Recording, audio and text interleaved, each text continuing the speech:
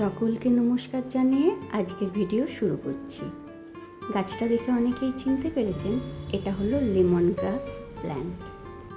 বাগান আমরা অনেকেই করি, কিন্তু যেহেতু দিল্লির এই এক্সট্রিম ক্লাইমেটে আমাকে বাগান করতে হয়, আমি চেষ্টা করি সেই বাগানে কিছু উপকারী গাছ রাখতে।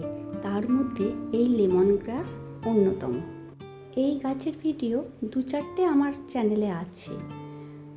আজকে সাধারণত বলবো এই গাছের যত্ন কি করে নেব, এই গাছ থেকে নতুন গাছ তৈরি করব কিভাবে, আর এই গাছের এই গরম থেকে বর্ষা আসার মুখে কি কি যত্ন আমরা নিতে পারি আর উপকারিতা কী। চলুন শুরু করি একে একে। তো গরমের শেষে আমার গাছের ঠিক কন্ডিশনটা এখন এইরকম।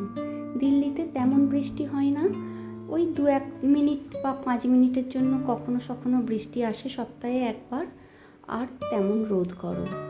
আর আমি আগেই বলেছি আমার ছাদ বাগানে কোনো শেড নেই, তাই গাছেদের অবস্থা একটু বেশি খারাপ হয়। আজকে বিকেলে যখন আমি ছাদে গিয়েছিলাম গাছটার যত্ন নিতে, তখন দেখলাম গাছে বেশ কয়েকটা শেডস হয়েছে।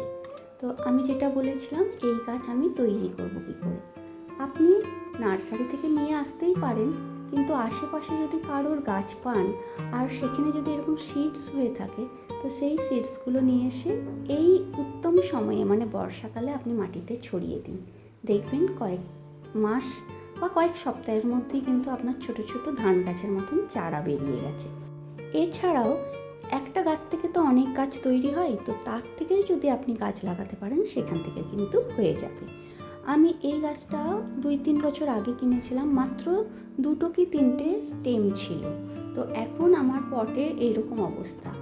আমি প্রত্যেক সময়ই মাঝে মাঝে প্রুনিং করি, যেমন এটা আগের বছর বর্ষার সময়ে প্রুনিং করা।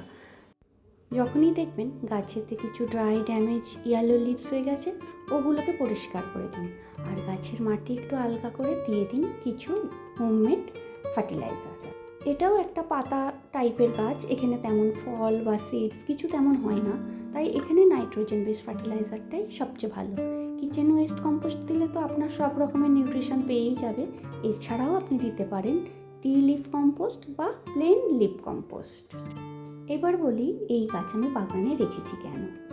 প্রথমত তো লেমন গ্রাস নাম থেকেই আমরা অনেকে জানি এটার একটা পাতার মধ্যে লেমনের স্মেল পাওয়া যায়। পাতাটাকে যদি একটু আমি ক্রাশ করি তাহলে লেমনের স্মেল পাওয়া যায়।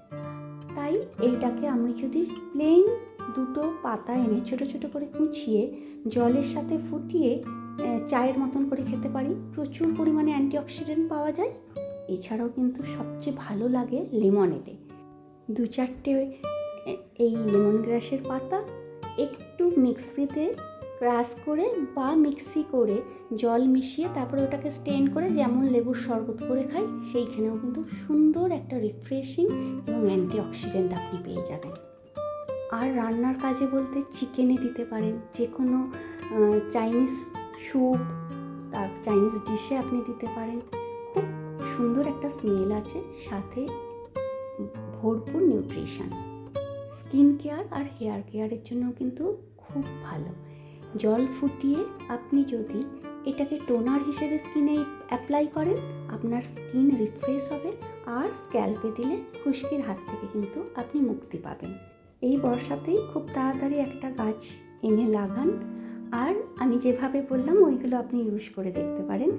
এছাড়া আপনি যদি কিছু ইউনিকভাবে ইউজ করেন তো আমাকে জানাতে পারেন। সকলে সুস্থ থাকবেন, ভালো থাকবেন, হ্যাপি গার্ডেনিং।